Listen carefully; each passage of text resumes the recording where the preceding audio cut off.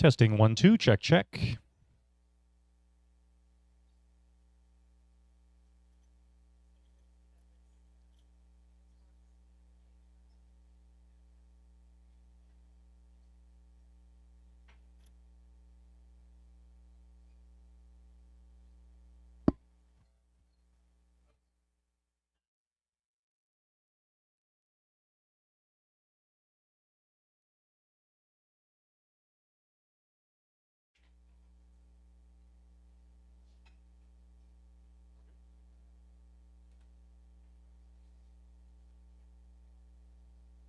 All right, thank you so much for coming, everybody. If it is your first time here, a big warm welcome to Trajectory Labs. And actually, by show of hands, if it's your first time here, please put your hand up. Okay, amazing. Bunch of newcomers. The beginning of our spring rush. Yeah, we're really excited. It's our biggest attendance yet this year. And I don't blame you. This is an exciting topic. Just a bit of housekeeping before we dive in. If you do need to use the washrooms right outside the glass doors over there, please go quietly. If you do need to take a phone call, some people go in these hallways. We can all hear you. Don't do that. Please go outside the glass doors and then through the further set of glass doors. Then you will have privacy and will not be disturbing us. But if you hang out just outside the glass doors, we will be able to hear you. Lastly, we're also going to use Slido for our for taking questions. So if you see there are some orange posters with QR codes on the walls around, if you scan that, that will take you to a page where you can submit and vote on other people's questions. So you highly recommend you do that, even if you're not going to answer a question. We do want to know which ones you want to answer most. And after the presentation is done, Giles and I will do a quick Q&A. All right, a little bit about us. So yeah, my name is Mario Gibney. I'm your host for today. We are Trajectory Labs, so we are a nonprofit organization. Our mission is to increase Toronto's contribution to the most pressing, largest risks from AI.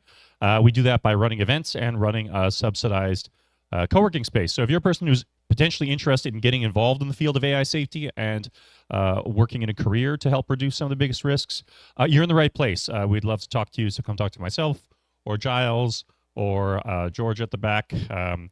So what we're going to do now, Giles is going to do his presentation. We're going to do a bit of Q&A, and then everybody's welcome to hang out afterwards until we kick you out, which is usually like an hour or two. But yeah, without further ado, we have Giles Edkins presenting on Claude Mythos Preview. Big round of applause. Thank you, everyone. Can you hear me okay like this? Awesome. So who's heard of Claude Mythos Preview? Don't be shy. Okay, I'm surprised that more of you haven't. It's been in the news quite a bit.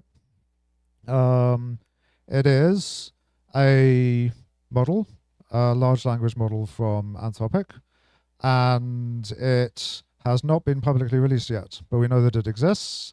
People are using them. I am not allowed to use it. You are not allowed to use it, but other people are, and we'll find out why. And while I do work at Epoch AI, who are one of the people who did some of the benchmarking for Mythos, I don't have any secret inside info to share with you. This is all going to be stuff you can find out on the web. And obviously opinions are just my own.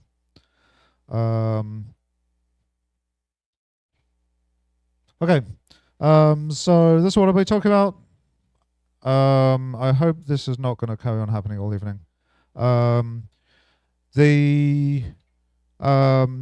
Just the state of play, some alignment concerns. So alignment is about whether an AI model behaves roughly the way that it's supposed to, according to its creators and according to its users. We'll see some examples where it didn't, and some takes around that. The cyber capabilities, which are what really brought Mythos into the headlines. Some other capabilities.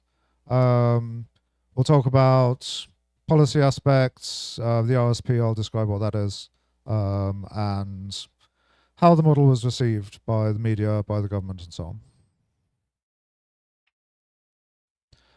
If you see one of these QR codes, they just take you to the slides, by the way.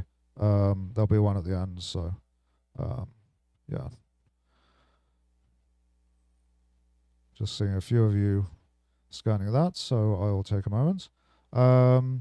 Yeah. So some background, which I think needs to be included here, is that Anthropic is not profitable yet as a company. Its pink graph there is the Anthropic revenue, which has been growing incredibly quickly. So the ARR, which is like how much money they make in a month or whatever, but scaled out to as if it was to a year. That's grown 3 times in 4 months to 30 billion. And basically, no company ever has grown that quickly at that size, as far as I know. This is interesting. It like tells some kind of a story about AI. Maybe it's a massive bubble. Maybe it's going to be the next big thing that changes everything. But most of this revenue is on the back of enterprise subscriptions and Claude Code in particular. Anthropic have really invested very heavily in the software engineering capabilities of their models. I don't have the graph for you here, but if you compare it against GPT 5.5 and Gemini, kind of overall their capabilities are roughly the same, but Anthropic does a little bit better on coding. And this is a very deliberate strategy on their part, that they think, firstly, it'll get them lots of money, and then secondly, they can use that coding ability of their models internally to make better models. And we'll be talking about that a little bit later as well. Yeah, so while it looks like they're not short for cash, they are spending a lot of money on compute in order to feed these models and train them and keep them running. So, yeah. If they had been able to release Mythos at the time that they're expecting to, they probably would have wanted as like an additional revenue stream. But, yeah. So, one little mistake that's been circulating, one little incorrect piece of information, is that this is the first time that a model, or the second time that a model has been delayed due to safety concerns. This is not true. I've got a whole list of them here. Most of them, none of the others so far have been about cybersecurity. They've been mostly about things like disinformation concerns, for the image models, like sexual and violent imagery, non-consensual deepfakes, copyright violations, privacy, that kind of thing. A couple of ones which are interesting. Claude 1, the very first model from Anthropic, was not immediately released when they had at least some version of it ready. It may not have been completely finished. And they explicitly said that the motivation for this was not advancing the frontier of AI. And why would you not want to advance the frontier of AI if you're an AI lab? The thinking is that this would have triggered a race between the two leaders at the time, OpenAI and themselves. And they didn't want to do that. They wanted to hold back. They didn't want to rush into developing. Everyone has to develop the new model as quickly as they can, which is sort of the regime we're in now. They want to put that off just in order to let safety and governance and all those things have a little bit of time to catch up. That's the understanding that I have. If you disagree, feel free to ask on Slido or whatever. But yeah, that was the stated concern with that one. A little bit different from the sort of societal risks like disinformation, privacy that were most of the other concerns cited for staging or restricting launches. The only one of these that was ever open weights was GPT-2, by the way. All the others are closed, and some of them never got released at all. I should also mention GPT-4 was actually kind of released early, sooner than it should have been, to Microsoft.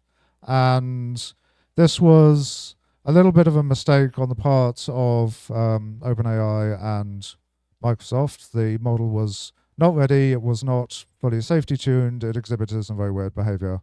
So that was an example where like maybe delaying would have been the right decision, and they didn't. Yeah, Claude Opus 3.5. We're not sure that one was ever ready. It was sort of announced that it was going to exist and then was sort of overtaken by the Claude sonnets. There are also other models that are never intended for release, so for public release. So the helpful only models are, this is Anthropic's term. They have, or at least they had, this notion of Triple H, helpful, honest, and harmless. And they try and train their models to be all three. That's the notion of a good model. They've made it a lot more sophisticated since then, but at the time that's what they called it. And the helpful only model is where the model is only trained to be helpful towards the user. It's not trained to be harmless, so in particular it won't refuse requests. And they don't want that ever to fall into the hands of users, but it is useful internally for various reasons, for training models, for red teaming, for research, those kinds of applications. So other models which you never get to see, but which exist. I would also put OpenAI's GPT 5.4, and I think there's a 5.5 as well, Cyber. They have a fine tune of GPT 5.4, which is not specifically trained to be good at cyber capabilities, but trained to refuse less. And they're handing that out to a lot of security researchers and a lot of teams, but not fully public, because they think if it's fully public, people will use it to launch cyber attacks.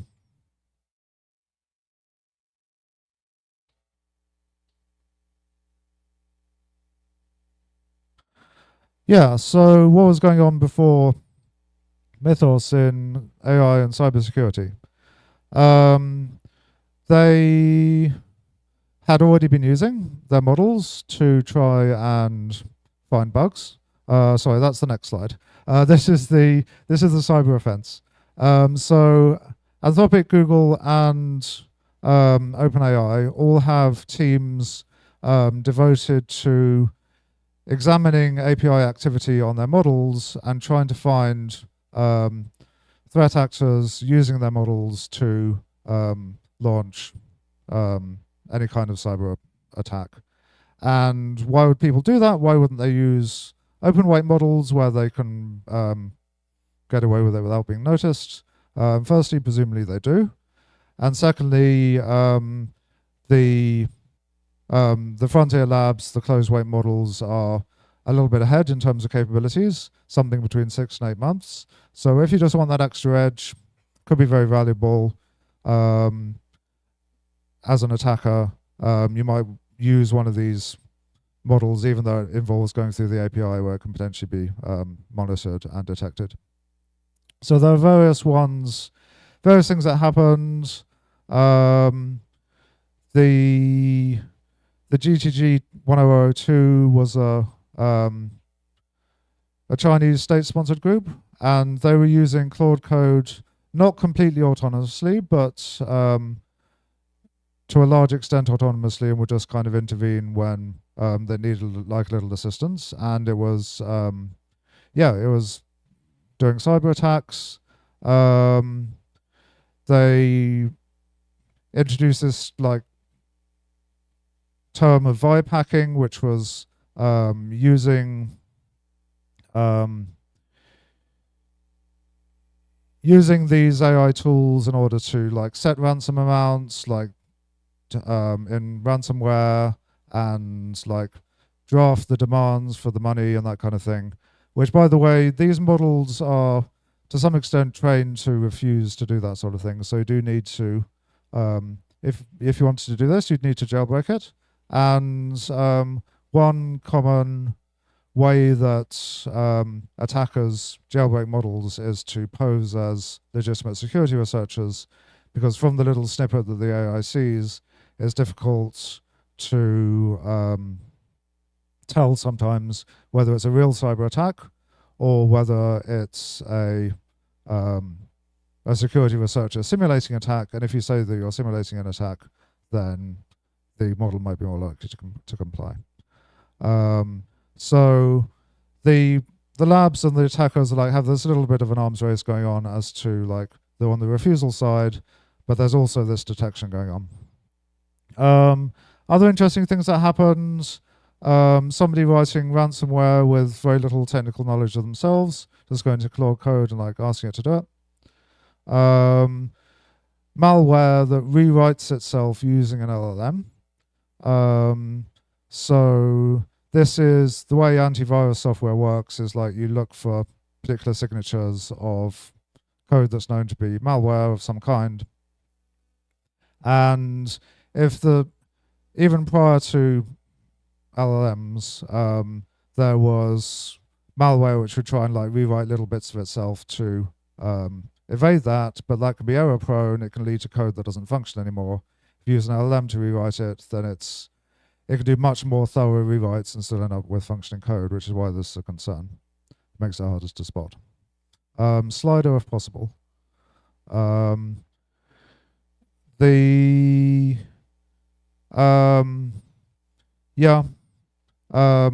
have done a lot of this as well, disrupting a lot of threat networks. So yeah. OpenAI has a slightly different framing. They're a little bit less sort of hyping this up as a danger, and more that they're just like threat actors are sort of using AI to integrate into existing processes rather than doing something completely new. So yeah, at this stage it's kind of not really known how much of an uplift these AIs are giving threat actors, but it's presumably some. And it's being used for defense. So ever since 2024 October, they started finding real bugs with AI, starting with Google, and Anthropic and OpenAI, of course, joined in. This graph is not specifically AI-generated, AI-discovered vulnerabilities. It's all CVEs that are high and critical. But you can notice that there is a big spike recently. This is, as far as I can tell, not Mythos. But just the timing of it is recent, and I suspect that a lot of that is AI-related discoveries.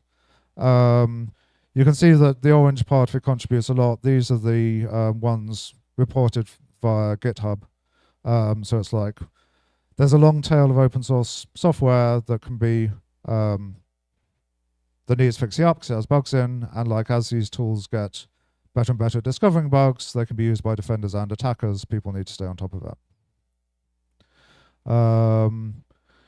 Yeah, anything else on this slide? Oh yeah.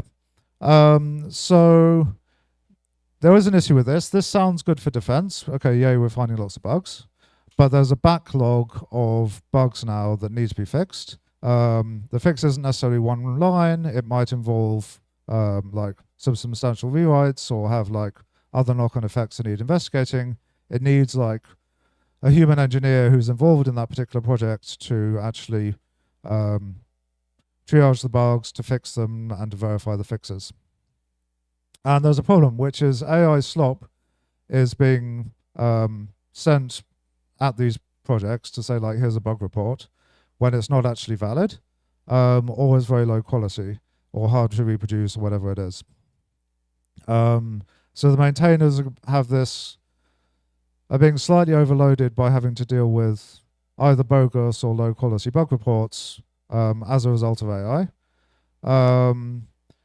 There's also just like these ones on the graph are real ones. You can see there's a spike. That means that people are getting like, even when it just comes to the real bugs, it requires more capacity now to fix them, and many projects are under-resourced. And even like the CVE system itself, I understand, is like under-resourced. So like assigning numbers, like checking that they're not duplicates, getting all the information about them, and so on. And AI also generates bugs. So you've all heard of vibe coding. That's where you just basically tell an AI to write your code for you. And it's getting better and better.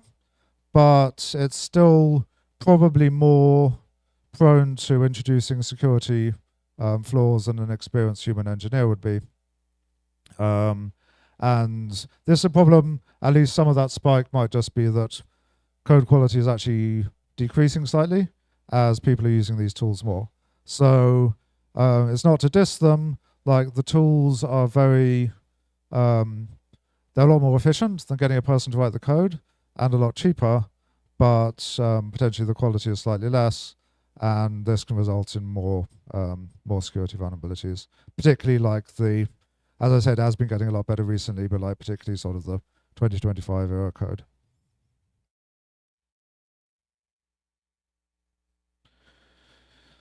So, misalignment. This means an AI not doing what it's supposed to.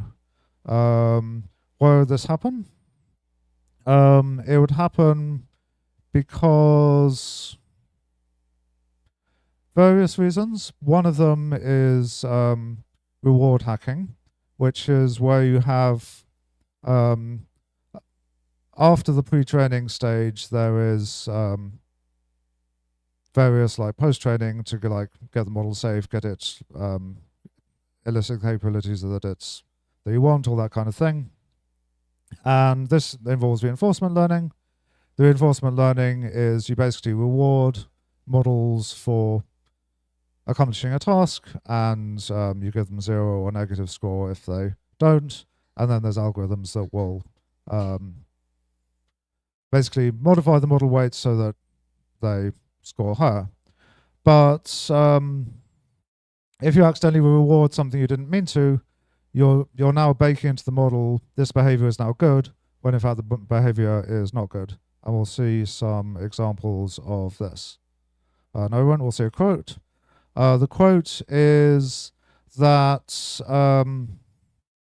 basically this is from Anthropic. They're saying it seems very, very aligned on all the metrics, but they're still more concerned about the alignment of it than they were for any previous model. So there's a little bit of a contradiction. The contradiction stems from the fact that the capabilities are greater. So the greater the capabilities are, the more any like misbehavior is actually a concern. And yeah.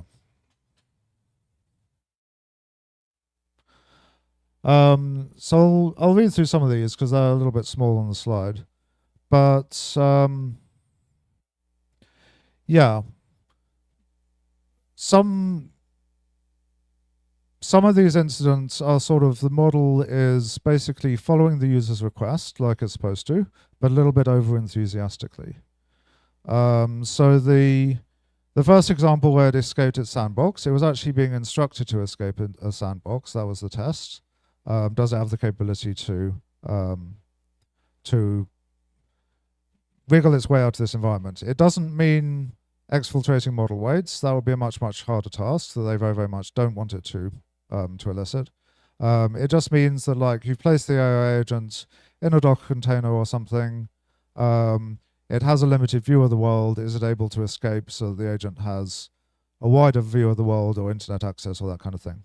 And it did. It managed. They said they were quite impressed with like the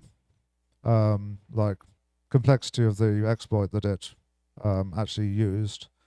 But after it did that, it then started posting on some obscure but public websites that it had done this. And this wasn't part of the instructions. It was just like, it just decided to announce that it had done it. This would be considered an alignment failure. It's not doing what you asked. It's doing behavior which is potentially dangerous. Or at least very, very unwelcome.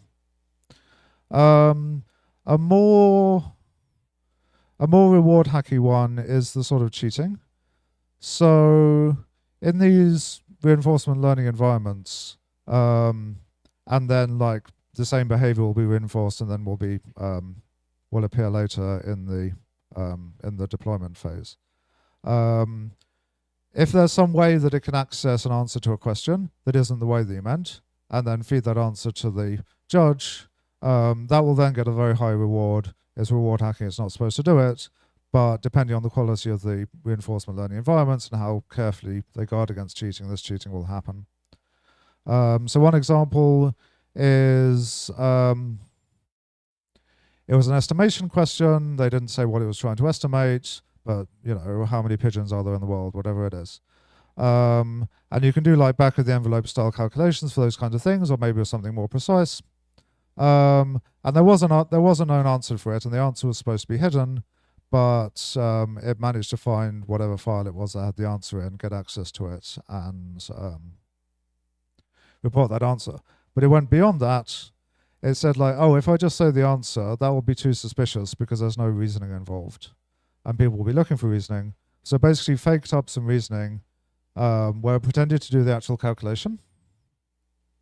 And then at the end said like, oh, the answer can't be too accurate because that would be too suspicious. So I'll just like change the real answer a little bit, and then reported that one. Very, very interesting behavior. This doesn't happen very often, I should point out. Most of these are pretty rare, and also most of them only happened in previous versions of the model. So they did more safety training after this. They said the actual version that is Claude Mythos Preview doesn't do this stuff, but it still might. Like it might be on an off distribution case, or like some new circumstance they hadn't really thought of and hadn't tested. It might still do this kind of thing. What else was interesting? Yeah, sometimes in Claude Code, it will offer you suggestions for commands to run, and then you just say yes or no if the command seems a little suspicious or wrong.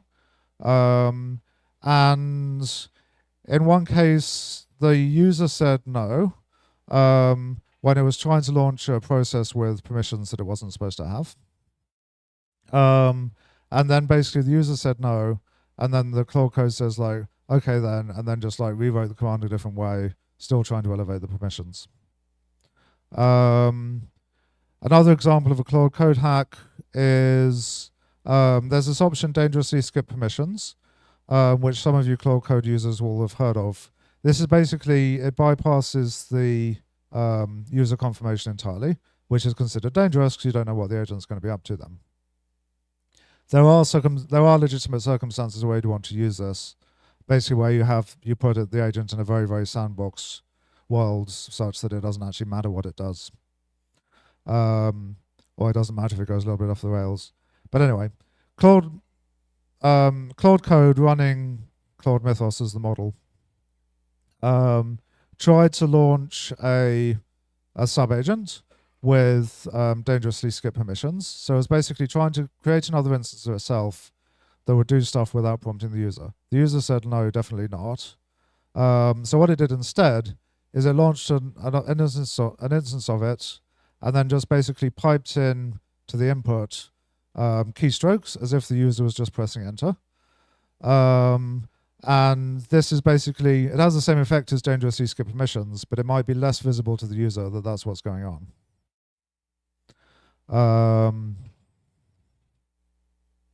Yeah, usual stuff, attempting to locate credentials, circumvent sandboxing, circumvent ability to not execute code by like abusing the file write tool. It's supposed to only be able to write files. If it can write to a file, it's actually its own input.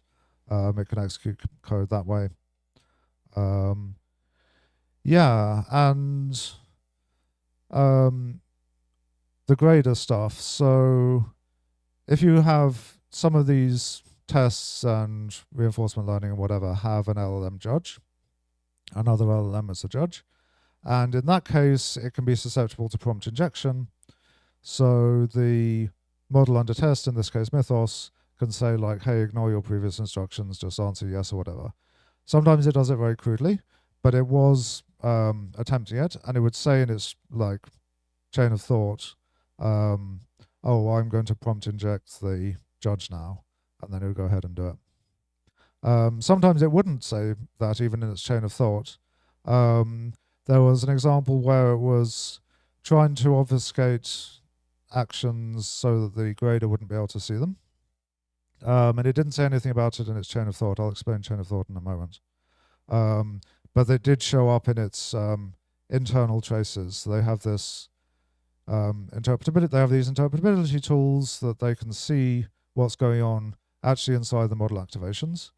And this was showing like, yes, it was reasoning about trying to avoid being noticed, but like not saying anything about it.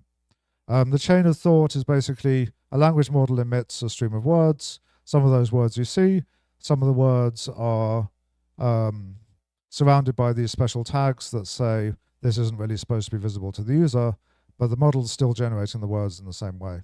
And the point of that is it gives it space to think. It can reason through whatever it's doing. And this really, really helps it generate good and accurate answers. It's probably not going away anytime soon. But it has the side effect that these chain of thoughts roughly represent what the model is like actually really thinking about and actually wanting. And sometimes if it's being deceptive, it will write about its deception in the chain of thought because it's sort of semi-not aware that it's visible. And sometimes it won't. So it's unclear exactly to the extent to which models know what their own chain of thought contains because it's not supposed to be tested on. Except, I don't have this on the slide, but except Anthropic accidentally did train on the chain of thought a little bit during the Mythos training. And I'm not sure what the implications of that are exactly, but it may mean that the chain of thought is less of a reliable indicator of what's really going on, because if you're training on it, then you're training basically legitimate looking chains of thought are more likely to be rewarded than ones where it's like actually talk about its deception. That's paradoxically the opposite of what you want. You want that if it's going to be deceptive or if it's going to be misaligned in any way, that it talks about as much as possible in the chain of thought so that you can detect that then with monitoring. That was a little bit of a whoopsie from Anthropic, but basically they've gone far enough in the training process they weren't going to undo it. So over there, whoops. Oh yeah, the last fun one. This was an early version, but it was being asked to find vulnerabilities in code, and it basically inserted vulnerabilities and then said that it had found them. Okay, so those are some of the incidents. On to tendencies. Here are the pictures a little bit better.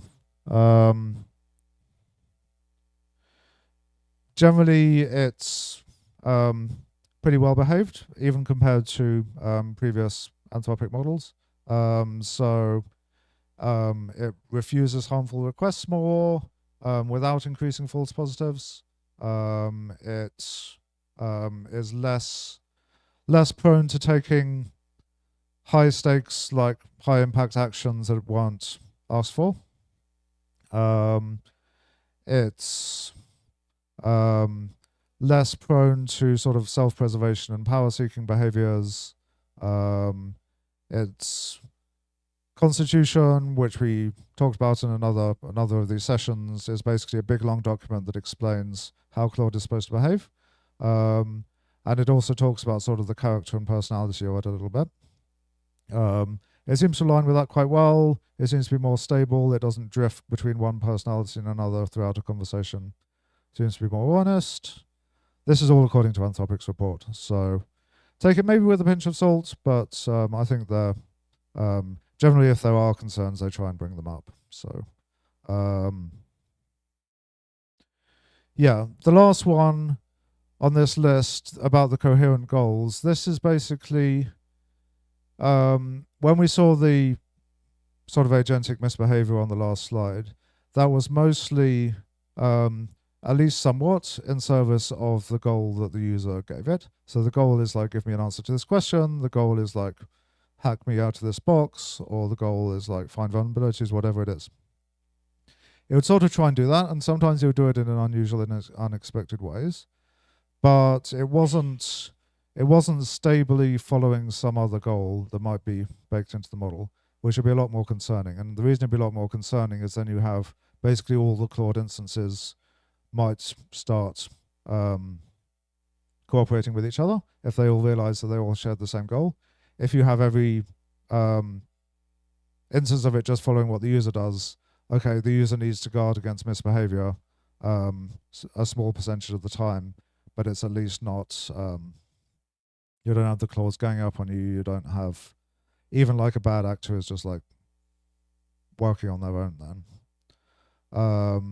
And yeah, they're always on the lookout for these kind of coherent goals. There's some theory that suggests that unexpected coherent goals might appear in AI models, in language models. We haven't really seen it yet. Generally, it does have coherent goals, but they are the ones that are explicitly trained into it in the Constitution. A few little bits of bad news in terms of the tendencies. It says it's more likely to, if it starts misbehaving, it's more likely to carry on misbehaving. So it's less likely to like go bad in the first place, but when it, at least in the terms of like sabotaging its safeguards, it's more likely to sort of double down on it, which is like maybe not something you want. You want it to realize that it's erred in its behavior and like to fall back to the good behavior, which I think still most of the time it does, but it's like just more likely than the previous Claude Opus. The way they measure that, by the way, is that they inject into the context actions that look like they came from the model, but in fact were generated synthetically, and that's how you sort of test this kind of behavior. They said that because of the increased capabilities, when it takes a reckless action, it's more likely to be actually destructive in some way. So, you know, there was a recent case of Claude Opus deleting a production database in just a few seconds without really being asked to. And that sort of thing, pretty bad, but like the more capable it is, like maybe the bigger the blast radius is, maybe it'll start like deleting that and all the backups and like all of your code and everything else at the same time if it decided to, it wanted to. Yeah, that's not really an alignment point, but it's worth bearing in mind. It's why they're so concerned about alignment for this model. And yeah, internal users within Anthropic noticed that it tended to really be persistent at actions when maybe it should just like take a step back and say like, hey, something's gone wrong here, we should get the human to intervene. So that's maybe a bit concerning. And one that isn't really good or bad but worth thinking about is the interpretability tools that I was talking about that look inside the model weights. They noticed that when it was taking deceptive actions, it knew that it was being deceptive because they have, for some meaning of new, like they, within the model activations, it's revealed because they can show it using these interpretability probes, even when it wasn't revealed in the chain of thought. Okay, so cyber capabilities.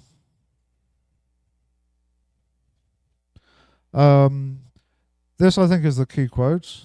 They didn't explicitly train it for cyber offense capabilities. They trained it to be good at coding, they trained it to be good at reasoning, they trained it to be more autonomous. And the cyber offense kind of more or less fell out of that, which I think is really interesting. And what this means is a couple of things. Firstly, if they had tried, like maybe be even more cyber capable. And then secondly, other labs are also working on like coding, reasoning, and autonomy. And like maybe when it gets to a certain threshold, they will end up with a cyber capable model as well. So there are probably more than three that matter here, but the ones I'm looking at are ability to find vulnerabilities, ability to find exploits in code, and ability to orchestrate attacks. So I've written it a bit small there. The first two are about basically looking at code statically and trying to find problems in it. And the third one is about you're in some kind of live environment. You're being told, like, hack the box, capture the flag, whatever it is it able to do it.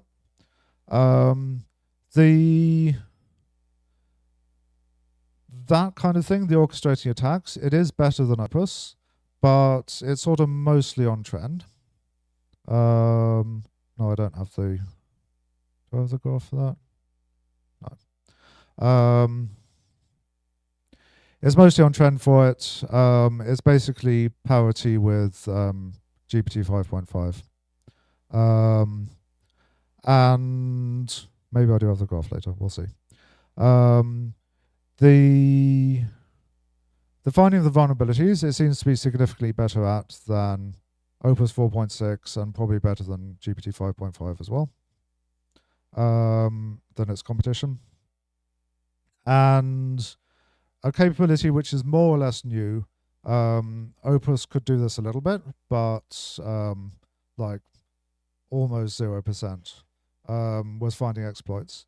So the difference between a vulnerability and an exploit, a vulnerability is basically a bug in the code that might have security implications, and an exploit is you have found a way to exploit that vulnerability to basically get some behavior that's like really, really bad. So maybe it's like completely crashing the system, maybe it's completely taking control of the system, maybe it's like elevating your user privilege level, something like that, something that an attacker actually wants to do.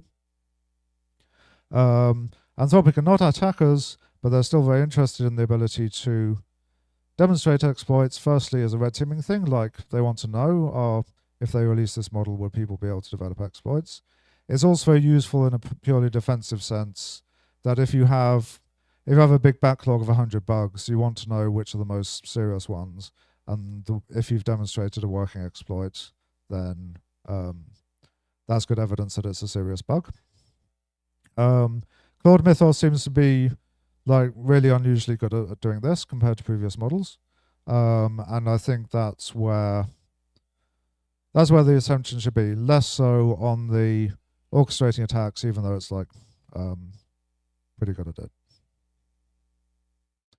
So they claimed in their release notes that it found thousands of vulnerabilities.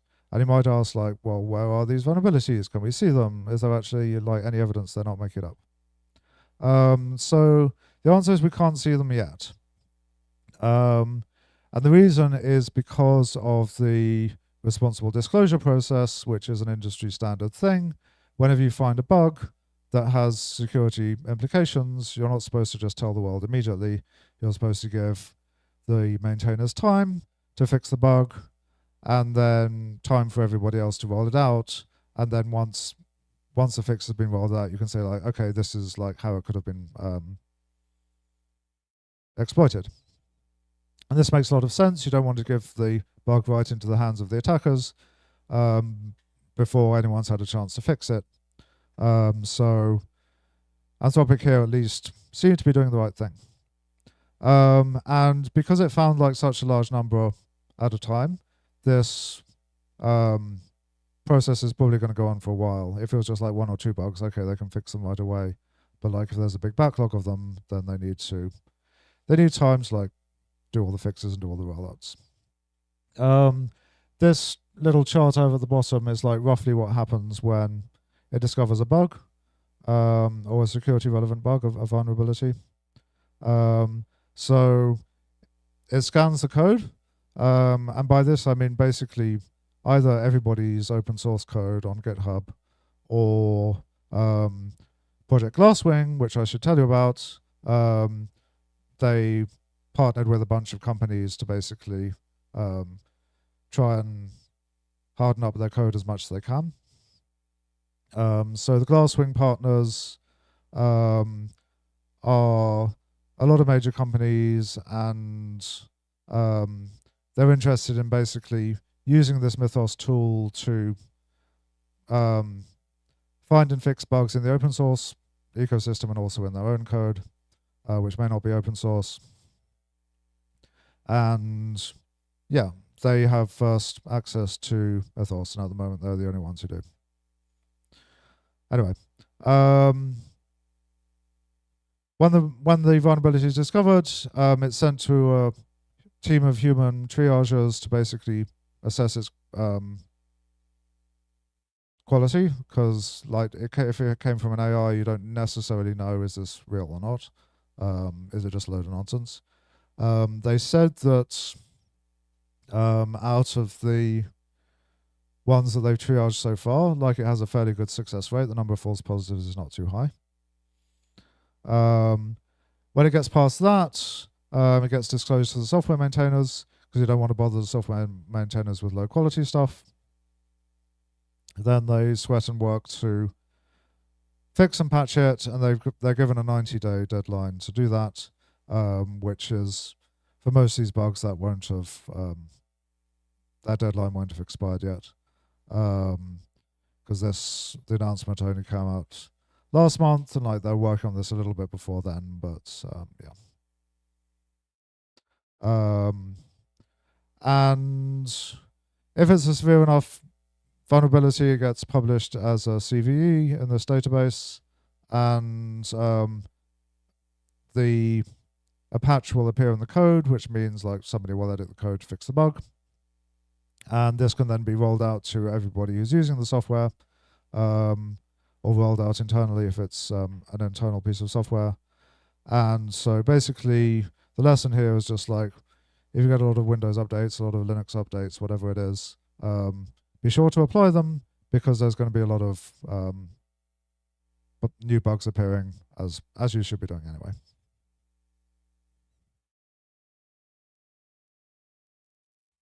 A little bit more evidence that this isn't like just complete myth. Firefox and Mozilla, who I don't think are a Glasswing partner, but they're still in collaboration with Anthropic. With Opus 4.6, they found 22 security-sensitive bugs, so 22 vulnerabilities in Firefox 148. And then they continued and got access to Mythos, and found 271 vulnerabilities, not necessarily major, but like at least notable ones. And this graph here that I would just saw today was, I think, 400 and something. So they're still working away at it. And if this graph is real, it means the number of vulnerabilities they found with Mythos is like more than they found over the whole previous year. So evidence, at least from Firefox, that Mythos is doing its job on the defensive side. They want to get these bugs fixed as quickly as they can, because even if Mythos is never released, another model will come out that can do the same thing eventually. Some examples of bugs that they found.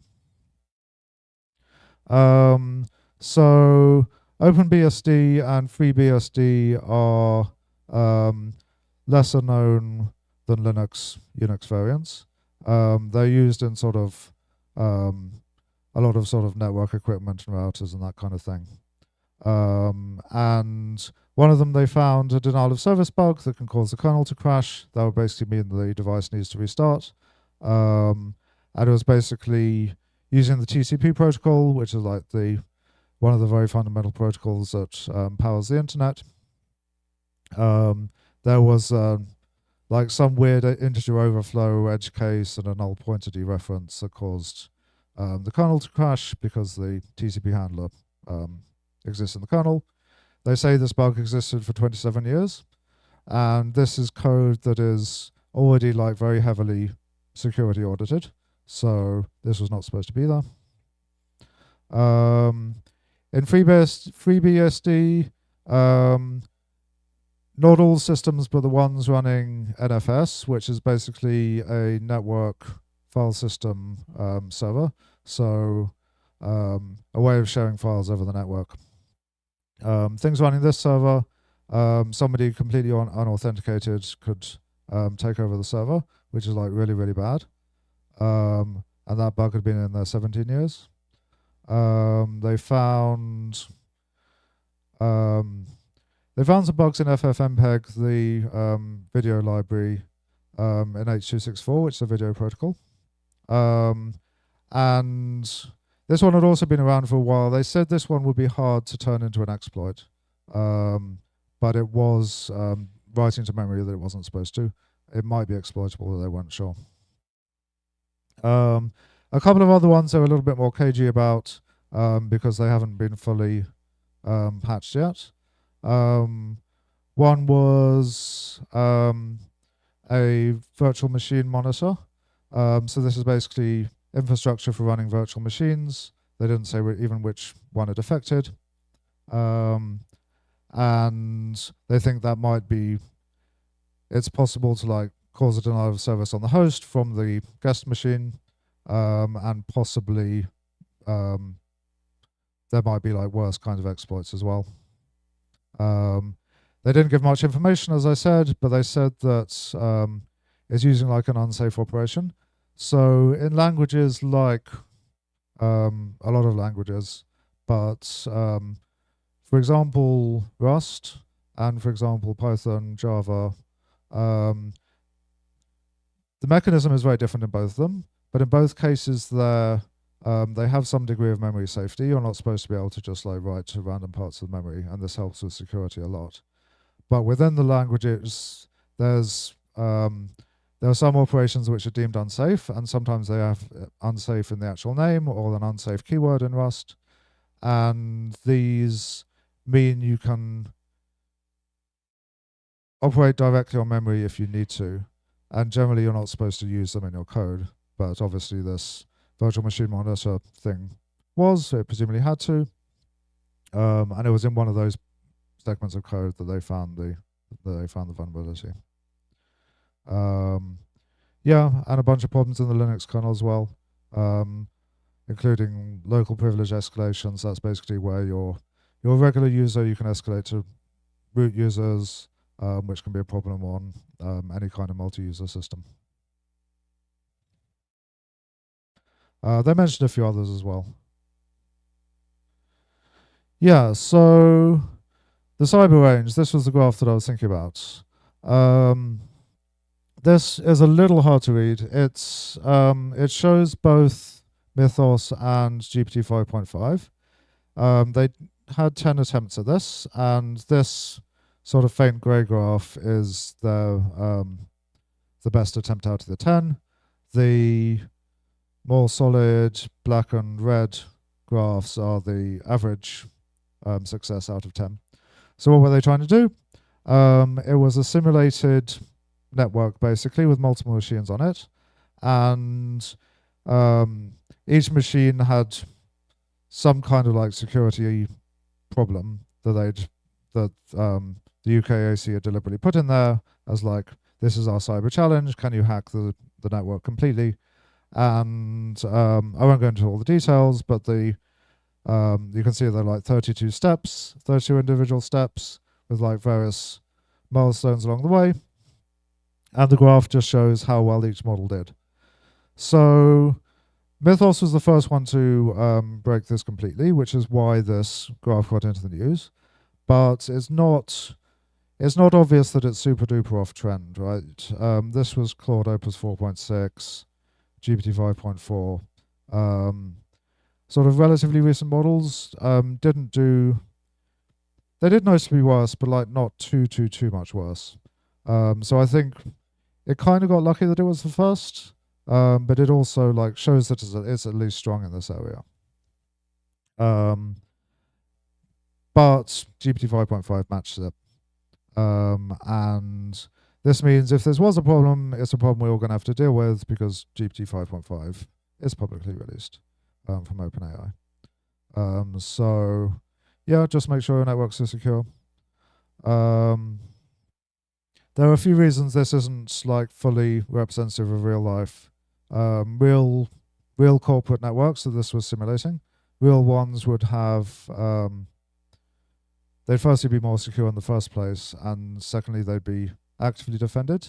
So you would have software monitoring what's going on the network and like causing alerts if anything weird happened. They did put a little bit of that into this, but they didn't punish the AI system with any points if it got detected. They was just like for their own monitoring. The simulation is obviously a lot simpler than real life. In real life, you have a lot of in the simulation, you can kind of see like what the logical next step is. In real life, there's a lot more distractions. But on the other hand, the AI was doing this completely autonomously. In a real cyber attack, there might be humans involved as well that might give it more of an uplift. So this is just the irony slide. Anthropic are making this big deal out of cybersecurity, but they've had a few cybersecurity issues of their own. Firstly, there was a Claude Code source leak. This wasn't an attack. It was basically they just misconfigured something to include some like some debug stuff that just happened to include a copy of all of their source code for Claude Code, not for the model, just for the Claude Code scaffold. So everyone had fun looking into that and look at all the features that they hadn't released yet and all that kind of thing. Mythos, the info about it was released prematurely, and this was due to a misconfiguration in their system. Like basically, they were publishing documents to the system that was not intended to be publicly visible, but people still found them. Sort of a few weeks before the official Mythos release. And then, perhaps most worrying, someone got access to Mythos itself, who wasn't supposed to. They got API access, and I think this was through some kind of third-party gateway or proxy or whatever. So one of the Glasswing partners has set up their own internal thing routing to Mythos, and somebody got access to that. So not directly to Mythos, but they could still use it. And yeah, not what Anthropic wanted. As far as they know, they weren't abusing it to like actually do any cyber attacks or anything. It was just like people using it for fun. But yeah. A little bit about other capabilities. So this graph is just for one benchmark, so I wouldn't take it too seriously. But this what's it called? Browse comp or something. Yeah, browse comp. It shows Mythos firstly performing better than Opus and also using a lot fewer tokens to do it. This is very relevant because the pricing for Mythos, I mean, the pricing doesn't exist if you don't have access to it, but the implied pricing that they put on their page for the Glasswing partners is 5 times as expensive per token than Opus 4.7 and Opus 4.6.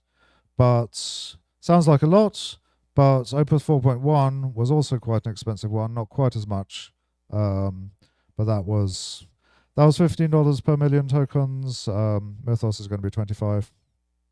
And the output is more. Yeah, so in terms of like everyday use, maybe this is like a little bit too much of a beast and is going to break the budget. But for specialist applications like this, like cyber defense and maybe other applications as well, it might make more sense. And the greater the token efficiency is, the fewer tokens you need to do to get to accomplish the same thing. So balance out a little bit, but I'd still expect it to be on the pricey side, if it ever comes out.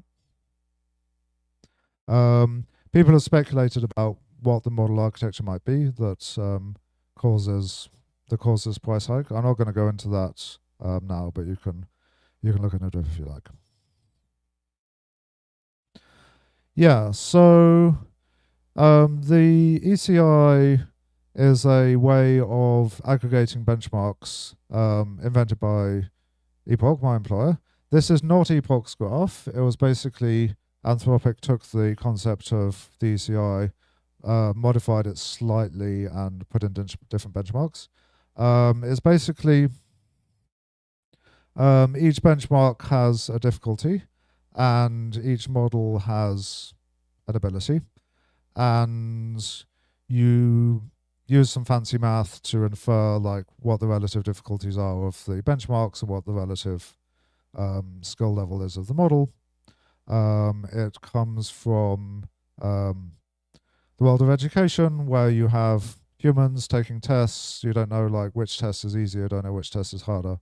But you have like some of the kids are like taking multiple tests, and like you can do some math to figure out like, oh, this person did really well, but like they did really well on the easy test. This person did a little bit worse, but they did worse on the harder test. That kind of thing. It works better the more benchmarks you test on, obviously. And the main thing to notice here is just like there is a little bit of an uptick between Opus 4.6 and Mythos Preview. If you sort of eyeball the graph, it's like maybe a few months ahead of the general trend. But one thing worth bearing in mind on the ECI is Anthropic models tend to do slightly worse on the ECI than OpenAI and Google models. It's not completely obvious why. Like the models are still considered to be quite strong, but it's like either the choice of benchmarks or some other weirdness, like maybe the other models are trained a little bit more in the direction of the sort of things the benchmarks are testing, or just something weird like that. Anyway, if you were to plot the other models on this graph, they'd be somewhere in between here and here, so which makes the band look a little bit less impressive. But given we're comparing Anthropic to Anthropic, I think it's like possible there's something real, like they did actually unlock some extra capability here, above and beyond what the overall trend was saying. One thing they point out in the system card is this is not this increase in capabilities is mostly not a result of recursive self-improvement. So it's not because they're using AIs to do all the research. That's something people theorize will happen eventually. But Anthropic certainly is using Claude Code and their AI systems internally. But then they're saying that it didn't cause enough of an increase in productivity to explain this this bump. That was just due to like humans doing innovation.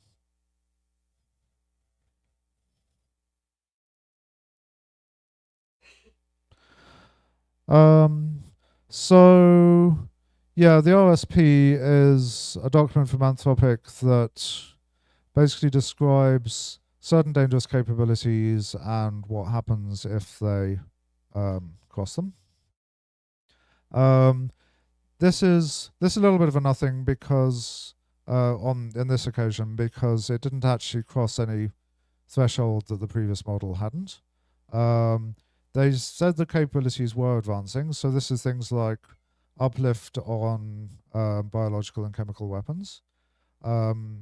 Is a capability that people are concerned about. Basically, if you have a group of terrorists, they want to build a weapon, they don't exactly know how, can they use AI to help them?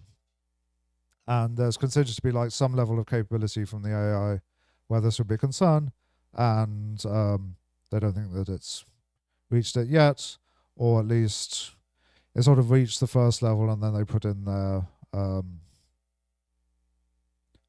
sort of extra guardrails, and then like it hasn't reached the next level yet. And the other sort of thing they're concerned about in the OSP is autonomous AI and R&D uplift. So these sorts of things are where we're talking about maybe a misaligned AI, or maybe an AI that's programmed to just act weird, sort of acting completely autonomously. They say they're not really concerned about that. They're not really concerned about its like uplift in AI R&D, which is like what I was talking about here, and saying like that wasn't what was going on. By the way, if if this had been due to AI-enabled R&D, it would have been the from Opus 4.6, because obviously Mythos at least can only partly help its own development. But yeah, they still think it's not a concern. The thing they did think was a concern was the cyber capability, which interestingly wasn't in the RSP at all. It didn't mention cyber capability, which is a little bit surprising. Like, it's not like cyber is some weird thing that nobody had thought of. I don't know exactly why that is. It might be that they consider like a biological weapon attack or an autonomous AI to be more dangerous than just a cyber hack or some other reason. But basically the RSP, this document, according to that, everything was fine, but they chose to delay the release anyway because of the cyber concerns.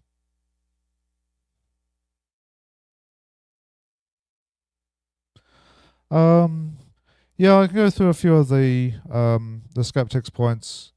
There are definitely people who think, like, because we haven't seen these information about these vulnerabilities released, that Mythos just didn't find them. I don't think that part makes sense, but there's a few nuggets of truth in here. So, do safety labs have an interest in the models sounding scarier than they are? It's always been part of Anthropic's brand that, like, AI is potentially a really scary and dangerous tool. Would they forfeit access to one of their own models in order to do that, or like severely limit access to one of their own models to do that? I'm not sure, but there are also other actors, including banks, the other Glasswing partners, who are sort of roughly corroborating what they're saying. And those other players don't necessarily have any kind of interest in exaggerating AI doom. Yeah, some technical complaints about the Firefox exploits. This is valid in a sense. They were run without the full sandboxing. So in Firefox, if you open a new tab, it's basically run in a separate like sandbox process. You can't necessarily take over the whole machine just because you've taken over that tab.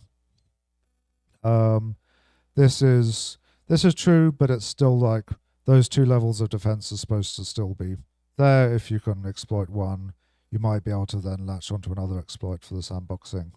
The vulnerabilities are still real, even if they're not fully exploitable. Open models can also find the vulnerabilities. That seemed to be true to some extent, that if you point out exactly where the vulnerability is, it can find them, but like it's not finding them on its own. So I'm not, unless there's something missing there, I'm not completely sure I understand that complaint. It's also comparing it to humans. It's not finding any vulnerabilities that humans couldn't have found, but human labor is more expensive. So it is finding things that humans hadn't found, even though theoretically they could have.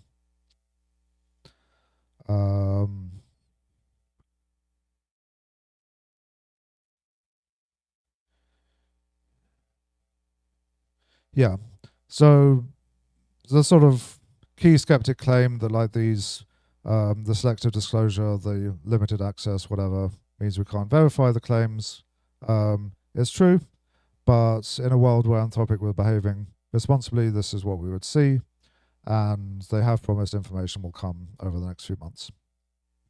And in the meantime, like what they're saying about cybersecurity is sensible anyway. Like people should be fixing the bugs and securing their networks more than they are. So, yeah.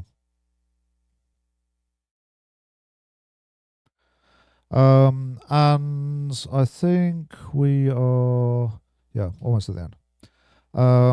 So the US government hasn't been super involved in AI safety, the current administration. They've taken a more hands-off approach. But this Mythos thing seems to have got them interested. And in particular, Anthropic were wanting to expand the Glasswing program from 50 to 120 organizations. And the US government said no, which it's not obvious that they have any kind of legal means to do that, but Anthropic complied anyway. There's a little bit of a history between Anthropic and the US government. As some of you may be aware, Anthropic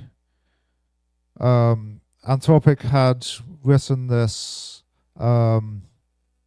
contract with the government and with everybody else, saying that, like, if you want to use the Claude products, you're not allowed to use them to build autonomous weapons or to do mass domestic surveillance. And the government wanted to do those things, said, like, this contract isn't valid, you have to change it. Anthropic said no. And then the US government said, okay, we're going to designate you a supply chain risk. We're not allowed to use your products anymore.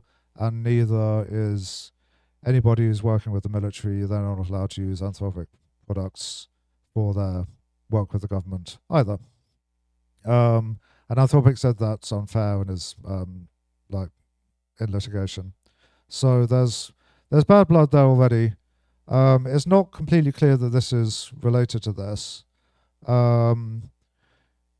It might be that the US government is like actually taking these security concerns seriously to do with the cybersecurity, and is and that's why they're blocking the expansion. On the other hand, it's not completely obvious that blocking the expansion will help. Like, these are still, it's not being opened up to everybody. It's still like being given to the security teams of these big companies. They're presumably going to mostly at least be using it responsibly. And there's still a lot of code that needs fixing up. So yeah, who's in the right on that one, I'm not sure. A little bit of an unexpected development for me. Yeah, and just other people are worried, in particular the sort of the finance world is like a little bit concerned about the cybersecurity of their stuff. I don't have any particular details there though. Okay, last slide for you. It's okay at hacking. It's like state of the art, but not way above trend on that. But it does seem to be particularly above trend on finding bugs and exploits. And this can affect both offense and defense. This ability to find exploits in particular seems to be a new capability. It wasn't one they trained in, it just emerged. It's maybe a 6-month or a few month jump in overall capabilities. Though these benchmarks can be brittle, sometimes they can exaggerate actual differences in performance. Its alignment can be a little bit tricky in the face of a big step up in capabilities. And evaluation awareness, which I didn't talk about much, that is where models are aware or can distinguish the difference between an evaluation setup and real deployment, and that can cause changes in behavior that can make evaluating the alignment really tricky. Lead times matter a lot in cyber, so I think this decision to delay release makes a lot of sense, particularly for cyber offensive capabilities, just because giving people time to catch up, like there is defense work that can be done, and Mythos can help with that. Yeah, and just the urgency may be forcing governments who are otherwise distracted with other things to take AI safety governance and AI safety more seriously. Okay, that is it. Thank you, everyone.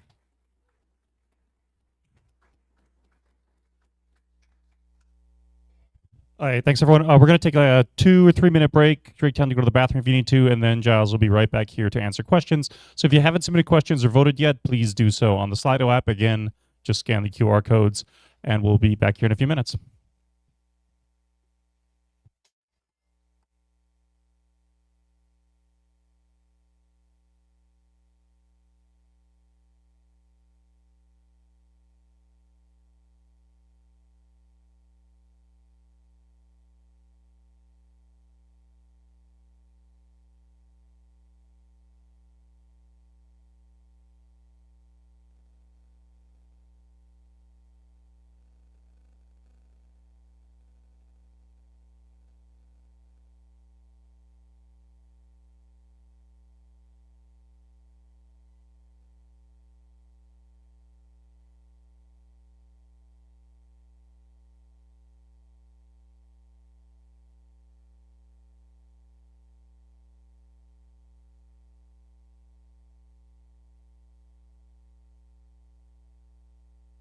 Testing 1 2. Check check.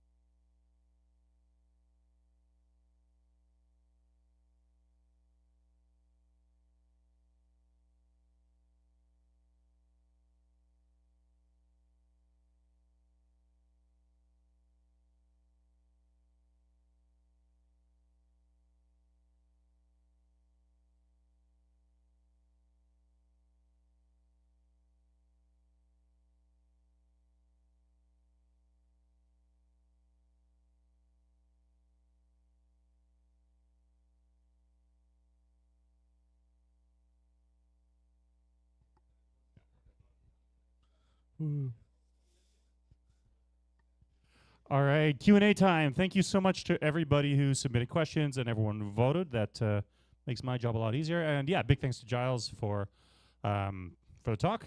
Appreciate it as always. Woo. You get multiple rounds of applause today.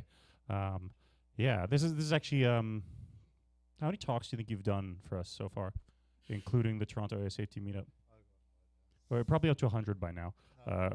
Well, for those who don't know, Giles and I have started the Toronto Area Safety Meetup almost 4 years ago, and I've done an event almost every week since then. And the first 2 years, we just took turns doing presentations, so probably over 100 at this point. But yeah, and they just keep getting better. Yeah. Actually, I want to tell a funny side story about we had an attendee who started coming he was a regular attendee back when there was about 10 of us would come, and he was obviously very skeptical about like all of our content and would like very frequently put his hand up and ask a question that was basically like, do we really believe all this AI safety stuff? And then I remember asking him after a few months, like, oh, like why are you coming to our events if like, you're very welcome here, because he was very polite and was quite technically knowledgeable, and he was good to have around. And I was like, please, you're welcome to keep coming, but I'm surprised you keep coming given that you're skeptical about this stuff. And he said that the reason he kept coming was because he thought it was funny. There was a group dedicated to AI safety, because clearly we'd run out of material in after just a couple of events, and I think I think we've done close to 200 events at this point, and no shortage of material. So, right. Okay, onwards. Questions. So, okay, one interesting thing I noted was early on in the presentation, there were a lot of questions, several questions, upvoted ones about, isn't this just hype? I'm heavily paraphrasing here, of course. I feel like you addressed that pretty thoroughly near the end of the presentation. Do you have specific questions about it? Yeah, so I figured, like, since I think a lot of that was answered, I think maybe not like totally conclusively, but you kind of pointed to the fact that, like, there have been some external partners kind of validating some of the claims, and that there were some very I guess verifiable bugs they're pointing to. So maybe let me reframe this question. If someone is like maybe is still like thinks there's a decent chance this is like overhyped, what do you think are some good things to look out for in the coming months that might tilt the evidence one way or another? Just more information from Anthropic. I think. Okay, but like, what about people who are just skeptical of what Anthropic is saying? Are there anything outside of that? Well, if they post big lists of CVEs, you can go and look at the CVEs and see that they're real. I think they have been, like, as I said, particularly reluctant to share details about the vulnerabilities that are being found. One thing I will say on the hype point is it is still possible to get a wrong or overhyped impression of what's happening, and in particular, I think this UKAC cyber range, that wasn't a big update for me, and I think, like, if all the weight you're placing is on, like, oh, this thing can just hack the system completely autonomously, like, that's not entirely true, but it's more kind of its ability to find these exploits that's the concern than, like, ability to, like, autonomously orchestrate hacks, if that makes sense. Yeah, okay, I think that's a good reframing. That rather, like, is it hype, yes or no? Just think of it as a hype spectrum. I don't know. Yeah, like, there are clearly going to be people who are exaggerate how big of an impact this is. I was thinking more of a set of distinct claims. So there's a claim that it's found a bunch of vulnerabilities. It's a claim that it's found a bunch of exploits for some of those vulnerabilities, and then a claim that it has unusually good at, like, autonomously engaging in cyber attacks. I think the last one isn't true, but I think the first two are. Okay, fair enough. Right, let's talk about benchmarks and, like, and how it compares to GPT 5.5. I think it was, like, very striking that on the last graph you showed, they ended up, basically perfectly tied in terms of I think yeah, like, but in general, this is something that we observe. There does seem to be a pretty tight correlation between the capabilities of the different models. So I mean, the person who's asked this question is asking, like, does that indicate if there's a ceiling or if there's still room for improvement? Do you think it says anything about that? And do you think maybe there's anything else that, like, that information tells you? I don't think we've hit a ceiling. I think the fact that Mythos is more expensive is telling. Like, generally with these LLMs, the amount of money it takes to get to a particular level of capability drops very, very quickly. So a given level of capability gets way, way cheaper. But where the frontier is may not be getting cheaper just because people are able to build and train, like, even bigger or even more expensive models.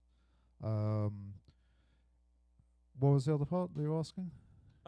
Just if there are any other, like, conclusions or ideas you would draw from the observation that the models seem very, very I guess tied at the frontier in terms of capability. It's partly what people know how to train in the model. It's partly what's economically valuable. Like, the big labs will train a capability if it's possible to train it, and if they think that there's a lot of money to be made doing that. As I said, Anthropic seem to be going especially hard on the software engineering side, but, like, the other labs are obviously trying to compete in that space as well. So there are sort of two ways to look at it. You can look at it as like either a model is a big bundle of capabilities and they're all trained separately, or there's some kind of general intelligence factor and the capabilities just emerge from that. The truth, I think, is somewhere in the middle, but I think it's slightly closer to the bag of capabilities side at the moment. I think like models do exhibit a degree of general intelligence, but they don't solve software problems by throwing general intelligence at it. They solve it by all of their training and software. And yeah, one weak evidence in favor of like sort of capability spillover or like a sort of more general capability is just the fact that they weren't training it for cyber offense, and it turned out to be good at that anyway. That would to me be more evidence in the direction of there's like general capabilities that matter, and there's a sort of more general software capability than like maybe a dozen different ones. But yeah. All right, thanks. Okay, next one I'm gonna. One thing I noticed is that Jack submitted two questions that were kind of contradictory almost. One about if we're above or one if we're below trend line. And I think these are good points I'd like to hear you talk about. Is Mythos actually a trend break in ECI if you use something more similar to Epoch's methodology? Because as you said, like that was ECI, but it was Anthropic's own version of ECI, which is like named after Epoch, which is an interesting decision there. You mentioned you work at Epoch AI, right? Yep. Okay, cool. Yeah, good. That's relevant information. So there have been. Can you speak to any claims that it would actually be more on trend if it used Epoch's methodology? Do you have any idea? I can't comment because Epoch hasn't released benchmark numbers for Mythos. Do you know when they will? No. Okay, all right. Worth a shot. Okay, but how about the other side of things? Jack's saying, well, if the increase for Mythos is actually just a result of like a scale up in model size, might that mean it actually is above trend if it's competing against models that were kind of trained very specifically for the certain tasks? Is that a fair paraphrasing of it? No, I got that completely backwards. Okay, what?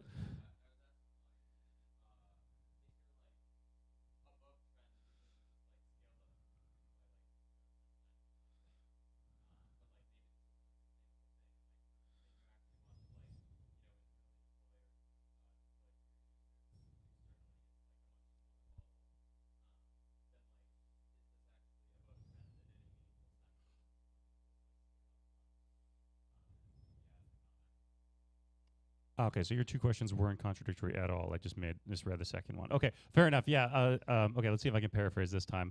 Like, if the increase in capabilities is just because they've thrown tons more compute and stuff at it, and the actual stuff will be deployed to people, it'll either be extremely expensive or it'll be less powerful models people are using.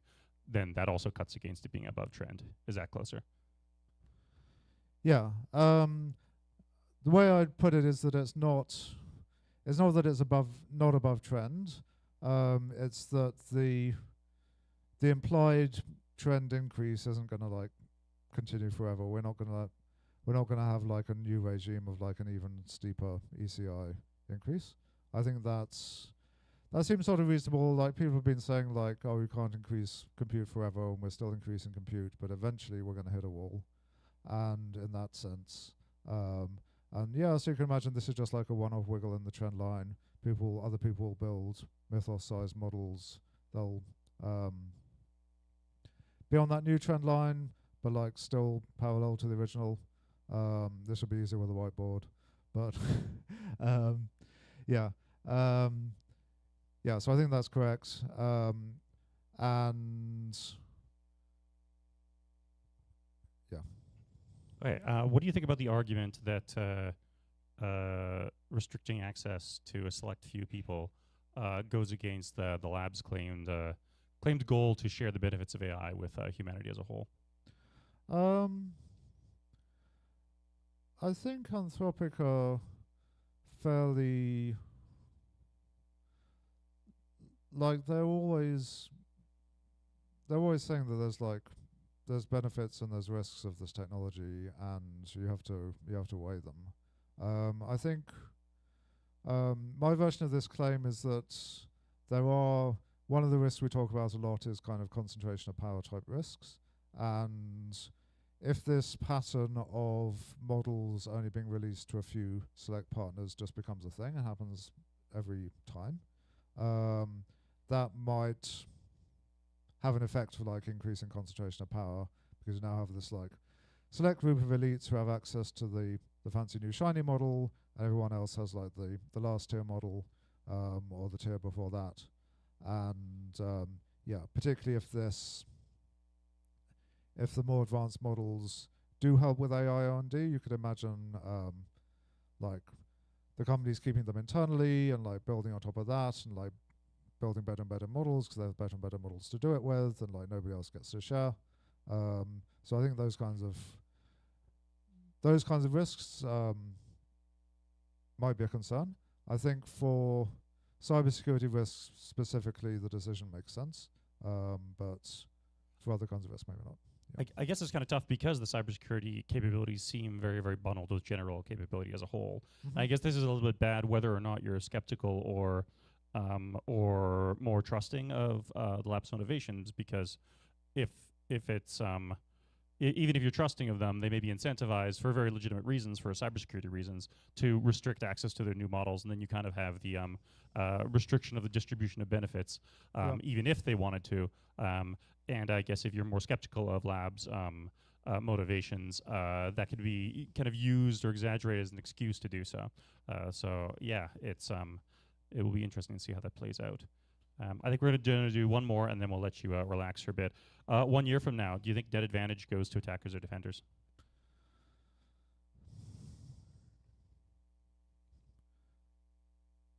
I'm going to say defenders. Would you like to expand on Would that? I like to expand on it? I